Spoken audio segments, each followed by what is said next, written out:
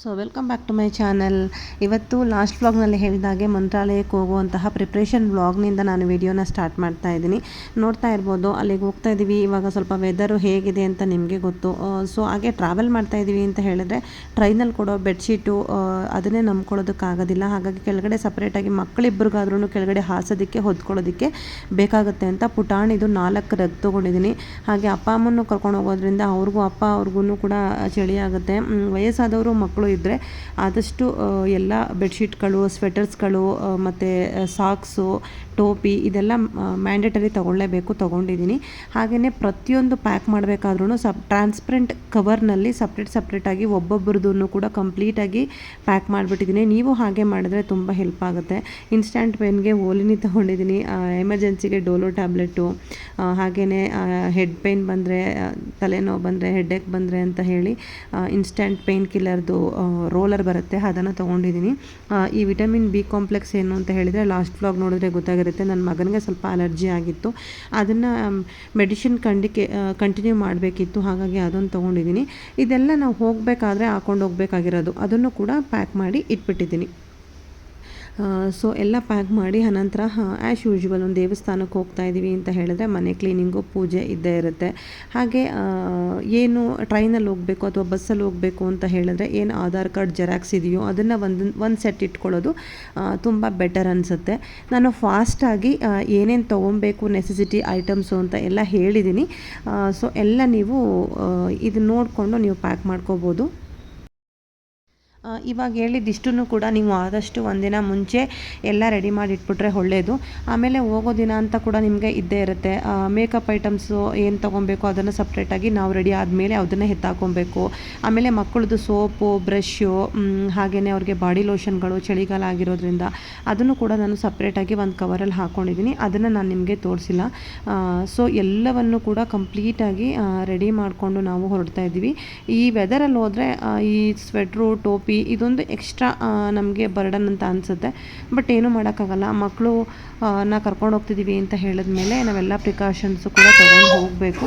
ಆದಷ್ಟು 2 ಲಗೇಜ್ ಮಾಡಿಕೊಂಡೆ, ಒಂದು ನಾನು ಎತ್ಕೊಳ್ಳೋದು, ಒಂದು ಹಸ್ಬೆಂಡ್ ಎತ್ಕೊಳ್ಳೋದು, ಅಥವಾ ಇನ್ಯಾರು ಎತ್ಕೊಳ್ಳೋದು, ಒಬ್ಬರು ಮಗು ಎತ್ಕೊಳ್ಳೋದು ಅಂತ ಆದಷ್ಟು ಒಂದು 2 ಲಗೇಜಲ್ಲೇ ಕಂಪ್ಲೀಟ್ ಮಾಡಿಕೊಂಡು ನಾವು ಕ್ಯಾಬ್ ಮಾಡಿಕೊಂಡು ಹೊರಟ್ವಿ. ಬಸ್ಸಲ್ಲಿ ಟ್ರಾವೆಲ್ ಮಾಡಿಕೊಂಡೇ ಹೋಗ್ಬೋದಿತ್ತು, ಬಟ್ ಹಸ್ಬೆಂಡು ಮನೆಗೆ ಬಂದಿದ್ದೆ ಅವತ್ತು 8:30. ನಮಗೆ ಟ್ರೈನ್ ಬುಕ್ ಆಗಿದ್ದು 11:30. ಹಾಗಾಗಿ ಆರಾಮಾಗಿ ಮಕ್ಕಳಿರೋದ್ರಿಂದ ಸ್ವಲ್ಪ ಲೇಟ್ ನೈಟೇ ನಾವು ಬುಕ್ ಮಾಡ್ಕೊಂಡ್ವಿ. ಆರಾಮಾಗಿ ಮನೆಯಲ್ಲೇ ಊಟ ಮಾಡಿಸ್ಕೊಂಡು, ಹಾಲು ಕುಡಿಸ್ಕೊಂಡು, ಮಕ್ಕಳು ಎಲ್ಲರನ್ನೂ ಕೂಡ ಪ್ಯಾಕಪ್ ಮಾಡಿಕೊಂಡು ಅನಂತರ ಕ್ಯಾಬ್ ಮಾಡಿಕೊಂಡು ನಾವು ಹೊರಟ್ವಿ. ಕ್ಯಾಬಲ್ಲೂ ಕೂಡ ನೋಡಿ ನಮ್ಮ ಮಗು ಅಳ್ತಾ ಇದ್ಲು ಅಂತ ಹೇಳಿ ಪಾಪ ಅವರು ಕ್ಯಾಬಲ್ಲೇ ಪುಣ್ಯಕೋಟಿ ಇದು ಹಾಕ್ಕೊಟ್ಟಿದ್ರು. ಅದನ್ನು ನೋಡಿಕೊಂಡು ಹೆಂಗೋ ಮಕ್ಕಳು ಟೈಮ್ ಸ್ಪೆಂಡ್ ಮಾಡಿಕೊಂಡು ಹೋಗಿ ನಾವು ರೀಚ್ ಆದ್ವಿ ರೈಲ್ವೆ ಸ್ಟೇಷನ್ಗೆ. ರೈಲ್ವೆ ಸ್ಟೇಷನ್ಲೂ ಕೂಡ ಅಷ್ಟೇ, ನೀವು ಹೋದ ತಕ್ಷಣ ನಿಮ್ಮ ಪ್ಲ್ಯಾಟ್ಫಾರ್ಮ್ ನಂಬರ್ನ ಹುಡುಕಬೇಕಾಗುತ್ತೆ. ಸೊ ಹಾಗಾಗಿ ಎಂಟ್ರಿ ಆದ ತಕ್ಷಣ ಹೊರಗಡೆನೇ ನಿಂತ್ಕೊಂಡ್ರೆ ನಿಮಗೆ ಡಿಸ್ಪ್ಲೇನಲ್ಲಿ ಮೂವ್ ಆಗ್ತಾ ಇರುತ್ತೆ. ನಿಮ್ಮ ಟ್ರೈನ್ ನಂಬರ್ ಏನಿದೆ ಅದು ಎಷ್ಟನೇ ಪ್ಲ್ಯಾಟ್ಫಾರ್ಮಲ್ಲಿ ಬರುತ್ತೆ ಅಂತ ಹೇಳಿ ನಿಮಗೆ ಮೂವ್ ಆಗ್ತಾ ಇರುತ್ತೆ. ಅದನ್ನು ನೋಡಿಕೊಂಡು ಅದನ್ನು ನೋಡ್ಕೊಂಡಾದಮೇಲೆ ನೀವು ಹತ್ಕೊಂಡು ಹೋದರೆ ಆರಾಮಾಗಿ ನಿಮ್ಮ ಪ್ಲ್ಯಾಟ್ಫಾರ್ಮ್ಗೆ ಹೋಗಿ ರೀಚ್ ಆಗ್ಬೋದು. ಸೊ ಇದೆಲ್ಲ ಒಂದು ಸ್ಮಾಲ್ ಇನ್ಫಾರ್ಮೇಷನ್ನು ಗೊತ್ತಿರುತ್ತೆ. ಆವಾಗವಾಗ ಟ್ರಾವೆಲ್ ಮಾಡೋ ಅಂಥವ್ರಿಗೆ ಟ್ರೈನ್ ಜರ್ನಿಲಿ ಗೊತ್ತಿಲ್ಲ ಅಂದವರು ಇವಾಗ ಹೇಳ್ತಾ ಇದ್ದೀನಿ, ತಿಳ್ಕೊಳ್ಳಿ. ಸೊ ಎಲ್ಲ ಮಾಡಿಕೊಂಡು ನಾವು ನಮ್ಮ ಪ್ಲ್ಯಾಟ್ಫಾರ್ಮ್ ನಂಬರ್ ತಿಳ್ಕೊಂಡು ನಾವು ಬಂದ್ವಿ. ಮುಂಚೆನೇ ಒಂದು 1/2 hour ಮುಂಚೆನೇ ನಿಂತ್ಕೊಂಡು ಅಪ್ಪ ಮಕ್ಕಳು ಎಲ್ಲರನ್ನೂ ಕರ್ಕೊಂಡೋಗಿ ಬೋಗಿನಲ್ಲಿ ಇಟ್ಬಿಟ್ಟು ಬಂದು ನಾವು ಒಂದಷ್ಟು ರೀಲ್ಸ್ ಮಾಡೋಣ ಅಂತ ಹೇಳಿ ಮಾಡ್ತಾಯಿದ್ದೀವಿ. ನೀವು ಅಂದ್ಕೊಬೋದು ಎಷ್ಟು ಚೆನ್ನಾಗಿ ರೀಲ್ಸ್ ಮಾಡಿ ಹಾಕಿದ್ದಾರೆ ನೋಡು ಅಂತ. ಬಟ್ ನೀವು ಈ ವಿಡಿಯೋಸ್ ನೋಡಿದ್ರೆ ನಿಮಗೆ ಗೊತ್ತಾಗುತ್ತೆ. ಜಸ್ಟ್ ಒಂದು 30 ಸೆಕೆಂಡ್ಸು ಇಲ್ಲ ಮ್ಯಾಕ್ಸಿಮಮ್ 1 ನಿಮಿಷ ಇರೋವಂತಹ ವಿಡಿಯೋಗೋಸ್ಕರ ನಾವು ಎಷ್ಟು ಸ್ಟ್ರಗಲ್ ಮಾಡಿದ್ದೀವಿ ಅಂತ ಹೇಳಿ ಗೊತ್ತಾಗಲಿ ಅಂತಲೇ ಹೇಳಿ ನಾನು ಈ ವಿಡಿಯೋನ ಹಾಗೆ ಹಾಕಿದ್ದೀನಿ. ನೋಡಿ, ಒಂದಲ್ಲ 4 ಟೇಕ್ ತೊಗೊಂಡು ವೀಡಿಯೋಸ್ನ ಮಾಡಿ ಆಮೇಲೆ ಮನೆಗೆ ಬಂದು ಆ ಥರ ವೀಡಿಯೋಸ್ ಎಲ್ಲಿದೆ ಅಂತ ಬೇರೆ ಕಡೆ ಇನ್ಸ್ಟಾಗ್ರಾಮಲ್ಲಿ ಸರ್ಚ್ ಮಾಡಿ ಅದನ್ನು ಡೌನ್ಲೋಡ್ ಮಾಡಿಕೊಂಡು ಅದರಿಂದ ಆಡಿಯೋನ ಎಕ್ಸ್ಟ್ರಾಕ್ಟ್ ಮಾಡಿಕೊಂಡು ನಮ್ಮ ವೀಡಿಯೋಗೆ ಕೂರಿಸ್ಬೇಕು. ಸೊ ಎಡಿಟ್ ಮಾಡೋದಕ್ಕೂ ಅಷ್ಟೇ ಟೈಮ್ ಇರುತ್ತೆ, ಅಲ್ಲಿ ಹೋಗಿ ಮಾಡೋದಕ್ಕೂ ಕೂಡ ನಮಗೆ ಅಷ್ಟೇ ಸ್ಟ್ರಗಲ್ ಇರುತ್ತೆ. ಓಡಾಡ್ತಾ ಇರ್ತಾರೆ, ಎಲ್ಲರ ನಡುವೆ ಡಿಸ್ಟರ್ಬೆನ್ಸಲ್ಲಿ ನಾವು ಮಾಡಬೇಕು.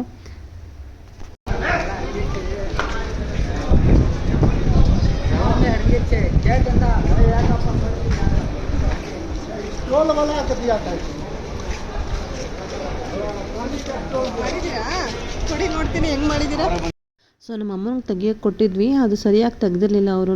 ಹಾಗಾಗಿ ಮತ್ತೆ ಇನ್ನೊಂದು ಸತಿ ತೆಗೀರಿ ಅಂತ ಹೇಳಿಬಿಟ್ಟು ಮತ್ತೆ ಇನ್ನೊಂದು ಸತಿ ಅವರು ಇಳಿಯೋದು ಹತ್ತೋದು ಮಾಡ್ತಾ ಇದ್ದಾರೆ. ನಮ್ಮಮ್ಮ ವಿಡಿಯೋ ಮಾಡಿಕೊಟ್ರು ಕೊನೆಗೂ.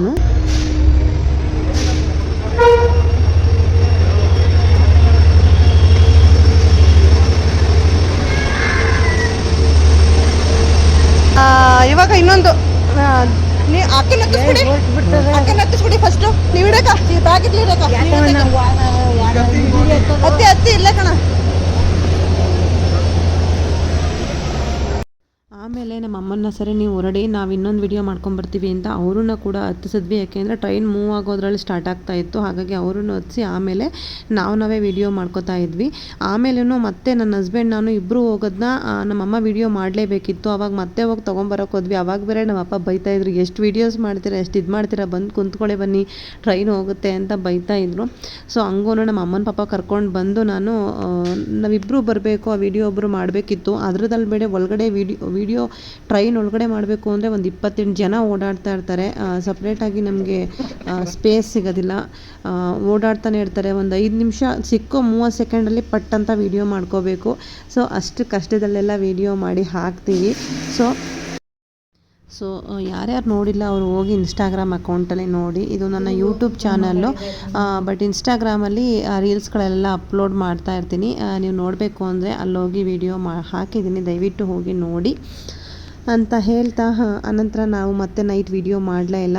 ಎಲ್ಲ ಆಲ್ರೆಡಿ ಓಡೋಷ್ಟು 11:15 11:45 ಆಗಿಬಿಟ್ಟಿತ್ತು. 12 ಗಂಟೆ ಆಗ್ತಿತ್ತು. ಮಲ್ಕೊಂಬಿಡೋಣ, ಬೆಳಗ್ಗೆ ಬೇರೆ ಬೇಗ ಎದ್ದು ಹೊರಡಬೇಕು ಅಂತ ಹೇಳಿ ಮಲ್ಕೊಂಡ್ಬಿಟ್ವಿ. ಇದು ಅರ್ಲಿ ಮಾರ್ನಿಂಗು, ಮಕ್ಕಳೆಲ್ಲ ಮಲಗೇ ಇದ್ದರು. ಆವಾಗ ಎದ್ದು ಬಂದು ನಾವು ನಿಂತ್ಕೊಂಡು ಒಂದಷ್ಟು ವೀಡಿಯೋಸ್ ಮಾಡ್ಕೊತಾ ಇರೋದು. ನನ್ನ ಹಸ್ಬೆಂಡ್ ಎದ್ದೇಳೋಕ್ಕೆ ಆಗ್ತಿರ್ಲಿಲ್ಲ, ಹಂಗೂ ಎದ್ದೇಳಿಸಿ ಬನ್ನಿ ಒಂದೆರಡು ವೀಡಿಯೋ ಮಾಡ್ಕೊಂಬಿಡೋಣ, ಮತ್ತೆ ಸಿಗೋಲ್ಲ. ಟ್ರೈನಲ್ಲಿ ಟ್ರಾವೆಲ್ ಮಾಡೋದು ಕಡಿಮೆ ನಾವು ತುಂಬ. ಇದೊಂದೇ ಪ್ಲೇಸ್ಗೆ ನಾವು ಟ್ರೈನಲ್ಲಿ ಟ್ರಾವೆಲ್ ಮಾಡ್ಕೊಂಡು ಹೋಗೋದು, ಇನ್ನೆಲ್ಲಿಗೂ ನಾವು ಟ್ರೈನಲ್ಲಿ ಟ್ರಾವೆಲೇ ಮಾಡಲ್ಲ. ಹಾಗಾಗಿ ಬನ್ನಿ ಅಂತ ಹಿಂಸೆ ಮಾಡಿ ಅರ್ಲಿ ಮಾರ್ನಿಂಗ್ ನಿಂತ್ಕೊಂಡು ನಂದು ಸಿಂಗಲ್ ವೀಡಿಯೋ, ನಮ್ಮಿಬ್ಬರದು ಎಲ್ಲ ಕೂಡ ಒಂದಷ್ಟು ಫೋಟೋಸ್ಗಳು ವೀಡಿಯೋಸ್ಗಳು ತಗೊಂಡ್ವಿ.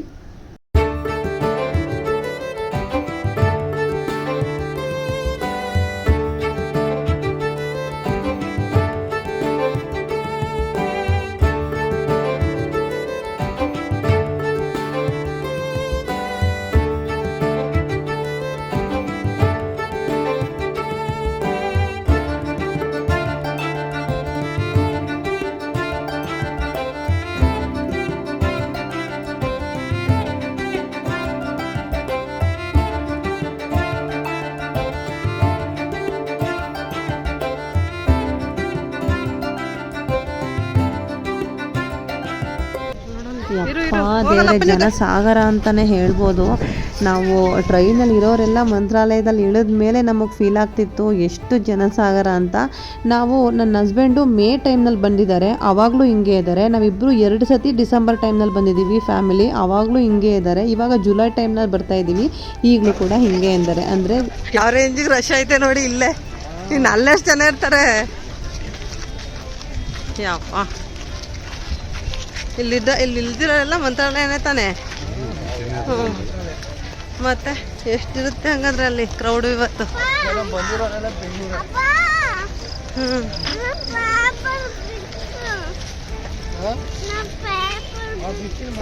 ಬಾ ಆಮೇಲೆ ಬಿಚ್ಚೋಣ. ಬೇಗ ಹೋಗಿ ದರ್ಶನ ಮಾಡೋಣ. ನಡೀರಿ.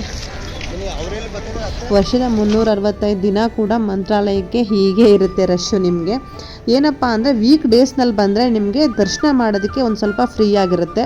ಅದರ್ವೈಸ್ ನಿಮಗೆ ಟ್ರೈನಲ್ಲಿ ಕ್ರೌಡೆಲ್ಲ ಹೀಗೆ ಇರುತ್ತೆ ಅಂತಲೇ ಹೇಳ್ಬೋದು. ಸೊ ಬಂದು ಇಳಿದ ತಕ್ಷಣ ಟ್ರೈನ್ ಸ್ಟೇಷನಿಂದ ಹೊರಗಡೆ ಬರ್ತಾ ಇದ್ದಂಗೆ ನಿಮಗೆ ತುಂಬಾ ಕ್ಯಾಬ್ಗಳು, ಆಟೋಗಳು, ಶೇರ್ ಆಟೋಗಳು ಇರುತ್ತೆ.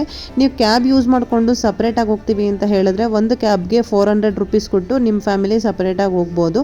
ಅಥವಾ ಶೇರ್ ಆಟೋದಲ್ಲಿ ಹೋಗ್ತೀವಿ ಅಂತ ಹೇಳಿದ್ರೆ ಆ್ಯಸ್ ಯೂಶ್ವಲ್ ಒಬ್ಬರಿಗೆ 50 ರೂಪೀಸನ್ನು ಕೊಟ್ಟು 4 ಜನ ಇದ್ದರೆ ಒಂದು 200 ರೂಪೀಸ್ ಆಗುತ್ತೆ. ನೀವು 4 ಜನ ಕೂಡ ಶೇರ್ ಆಟೋದಲ್ಲಿ ಹೋಗ್ಬೋದು. ನಿಮ್ಮ ಜೊತೆಗೆ ಇನ್ನೊಂದು 4 ಜನ ಆ್ಯಡ್ ಆಗ್ತಾರೆ. ನಾವು ಸುಮ್ಮನೆ ಏನಕ್ಕೆ ಕ್ಯಾಬು ಅಂತ ಹೇಳಿ ನಮ್ಮಪ್ಪ ಕ್ಯಾಬೇ ಮಾಡಿ ಅಂತ ಇದ್ರು. ಬನ್ನಿ ಏನಕ್ಕೆ 50 ರೂಪೀಸಲ್ಲೇ ಹೋಗ್ಬೋದು, ಹತ್ರನೇ ಇದೆ ಅಂತ ಹೇಳಿ ನಾವು ಶೇರ್ ಆಟೋನೇ ಮಾಡಿಕೊಂಡು ಹೊರಟ್ವಿ.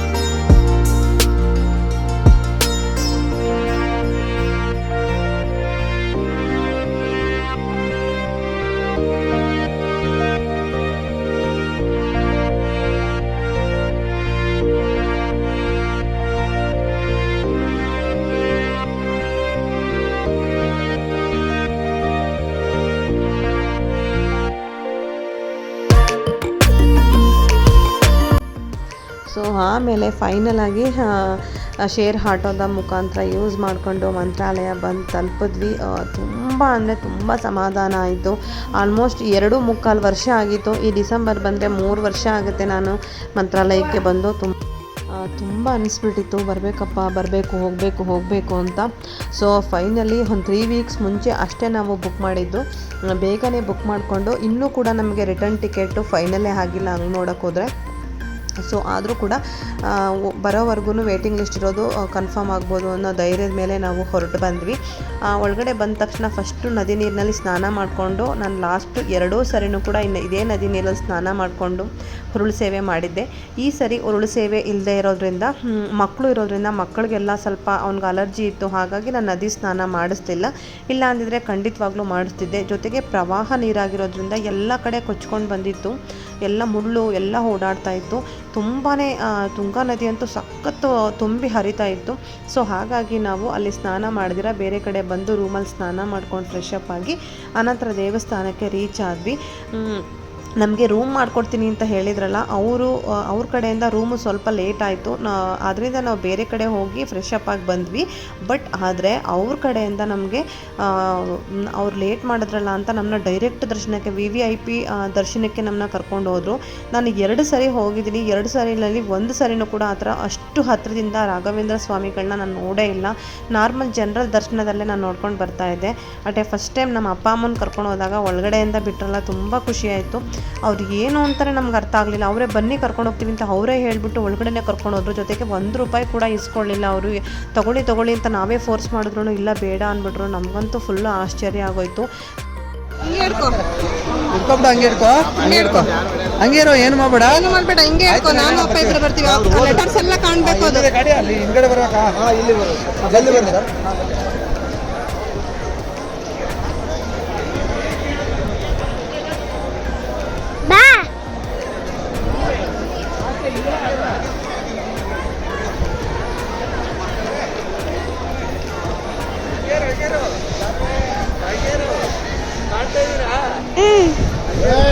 ತುಂಬ ಇವಾಗ ಜಗ್ಗೇಶ್ ಅವರು ಎಲ್ಲ ನೋಡ್ತಾರಲ್ಲ, ನಮ್ಗೆ ಅಲ್ಲಿ ಹತ್ತಿರದಿಂದನೇ ಬಿಟ್ಟಿದ್ರು. ತುಂಬ ಆಯಿತು, ಚೆನ್ನಾಗಾಯಿತು ದರ್ಶನ. ಕಾಣಿಕೆ ಹಾಕಬೇಕಿತ್ತು ಸ್ವಲ್ಪ.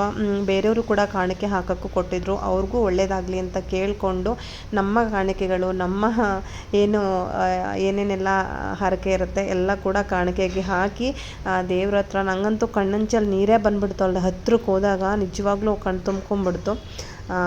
ಅಷ್ಟು ನಮಸ್ಕಾರ ಮಾಡಿಕೊಂಡು ಅನಂತರ ಹೊರಗಡೆ ಬಂದು ಅಲ್ಲೊಂದು ಸ್ವಲ್ಪ ಹೊತ್ತು ಕುಂತು ಆರಾಮಾಗಿ ರಿಲ್ಯಾಕ್ಸ್ ಮಾಡಿದ್ವಿ. ಬೆಳಗ್ಗೆಯಿಂದನೂ ಹರಿಬರಿಲೇ ಆಗಿರೋದ್ರಿಂದ ಆರಾಮಾಗಿ ಒಂದು ಸ್ವಲ್ಪ ಹೊತ್ತು ರಿಲ್ಯಾಕ್ಸ್ ಆದ್ವಿ. ಆಮೇಲೆ ರಾಘವೇಂದ್ರ ಸ್ವಾಮಿಗಳ ದೇವಸ್ಥಾನದಲ್ಲಿ ಮೇಯ್ನ್ ಅರ್ಚಕರೇ ನಮಗೆ ಅಕ್ಷತೆ ಹಾಕ್ತಾಯಿದ್ರು. ಮತ್ತು ಅವತ್ತೇನು ವಿಶೇಷ ಇತ್ತು, ಮುದ್ರೆ ಕೂಡ ಹಾಕ್ತಾಯಿದ್ರು. ನಾವೇನು ಮುದ್ರೆ ಹಾಕಿಸ್ಕೊಳ್ಳಿಲ್ಲ. ಅದು ಪರ್ಟಿಕ್ಯುಲರಾಗಿ ಹಾಕಿಸ್ಕೊತಾರೆ. ನಾವೇನು ಹಾಕಿಸ್ಕೊಳ್ಳಿಲ್ಲ. ನಾವು ಅಕ್ಷತೆ ಇಸ್ಕೊಂಡು ಅವ್ರ ಹತ್ರ ಬೇರೆಯವ್ರಿಗೂ ಮಂತ್ರಾಕ್ಷತೆನ ಕಲೆಕ್ಟ್ ಮಾಡಿಕೊಂಡು ಎಲ್ಲ ಬ್ಯಾಗಲ್ಲಿ ಇಟ್ಕೊಂಡು ಒಂದಷ್ಟು ರೀಲ್ಸ್ ವಿಡಿಯೋ ಇಲ್ಲಿ ಅಲ್ಲಿಂದ ಟ್ರೈನ್ ಹತ್ತಿದ ಮೇಲೆ ಇಲ್ಲಿ ಇಳಿಯೋ ಥರ ಮಾಡ್ಕೊಬೇಕಿತ್ತು. ನನ್ನ ಮಗನ ಹತ್ರ ಹೇಳಿ ಅದನ್ನು ಮಾಡಿಸ್ಕೊಂಡು ನಾವು ಅನಂತರ ಒಂದಷ್ಟು ಫೋಟೋಸ್ ತೊಗೊಂಡು ನಾವು ಪ್ರಸಾದಕ್ಕೆ ಹೋದ್ವಿ. 11 ಗಂಟೆಯಿಂದ ಮಧ್ಯಾಹ್ನ 2 ಗಂಟೆವರೆಗೂ ಕೂಡ ಪ್ರಸಾದ ಇರುತ್ತೆ. ನಾವು ದರ್ಶನ ಮಾಡೋ ಅಷ್ಟರಲ್ಲಿ 11 ಗಂಟೆ ಆಗಿದ್ದರಿಂದ ಡೈರೆಕ್ಟಾಗಿ ನಾವು ತಿಂಡಿ ಏನು ಬೇರೆ ಎಲ್ಲೂ ಮಾಡಲಿಲ್ಲ. ಡೈರೆಕ್ಟಾಗಿ ದೇವ್ರ ಪ್ರಸಾದನ ನೈವೇದ್ಯ ಥರ ತಿಂದರೆ ಸಮಾಧಾನ ಆಗುತ್ತೆ ಅಂತ ಹೇಳಿ ಡೈರೆಕ್ಟಾಗಿ ನೈವೇದ್ಯಕ್ಕೆ ಅಂತ ಹೇಳಿ ಪ್ರಸಾದಕ್ಕೆ ಹೋದ್ವಿ. ಪ್ರಸಾದ ಮಾತ್ರ ತುಂಬ ಅಂದರೆ ತುಂಬ ಚೆನ್ನಾಗಿತ್ತು, ಅದ್ಭುತವಾಗಿತ್ತು. ಎಷ್ಟು ಹಾಕ್ತಾರೆ ಅಂದರೆ ನಿಮಗೆ ಹೊಟ್ಟೆ ತುಂಬೋಗ್ಬಿಡುತ್ತೆ. ಒಂದು ಸರಿ ಮತ್ತೆ ಹಾಕಿಸ್ಕೋಬೇಕು ಒಂದ್ಸಲ ಅಷ್ಟು ಹಾಕ್ತಾರೆ. ಸೊ ಅಲ್ಲೋಗಿ ಪ್ರಸಾದ ತಿಂದ್ಕೊಂಡು ಅನಂತರ ನಾವು ಪಂಚಮುಖಿ ಆಂಜನೇಯ ಸ್ವಾಮಿ ಅಂತ ಒಂದಷ್ಟು ಟ್ರಾವೆಲ್ ಮಾಡಿಸ್ತಾರೆ, ಅಲ್ಲಿಗೆಲ್ಲ ಹೊರಡಬೇಕಿತ್ತು. ಬಟ್ ಅದನ್ನು ನಾವು ಮುಂದಿನ ವ್ಲಾಗಲ್ಲಿ ಹಾಕ್ತೀನಿ, ತುಂಬ ಉದ್ದ ಆಗುತ್ತೆ. ಸೊ ಹಾಗಾಗಿ ನಾವು ತೆಗೆದಿರುವಂತಹ ಫೋಟೋಸ್ಗಳನ್ನ ಇಲ್ಲಿ ಅಟ್ಯಾಚ್ ಮಾಡ್ತಾ ಇದ್ದೀನಿ. ನೋಡ್ಕೊಂಡು ಎಂಜಾಯ್ ಮಾಡ್ತಾಯಿರಿ. ಮುಂದಿನ ವ್ಲಾಗ್ನಲ್ಲಿ ಎಲ್ಲೆಲ್ಲಿಗೆಲ್ಲ ಹೋದ್ವಿ, ಎಷ್ಟಾಯಿತು, ಇವಾಗ ಎಷ್ಟಿದೆ ಅಮೌಂಟು ಎಲ್ಲವನ್ನು ಕೂಡ ನೆಕ್ಸ್ಟ್ ವ್ಲಾಗ್ನಲ್ಲಿ ತಿಳಿಸ್ಕೊಡ್ತೀನಿ. ಸೊ ಅಲ್ಲಿವರೆಗೂ ನಮಸ್ಕಾರ.